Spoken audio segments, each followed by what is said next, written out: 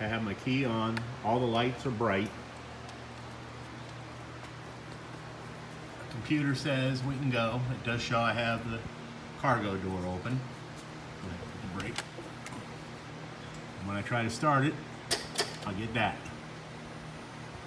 Computer resets, but it does not come back to the push mode. It goes right to there. It seems like the clicking is coming from the starter solenoid.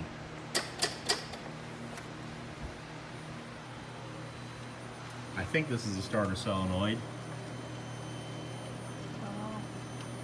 Underneath there.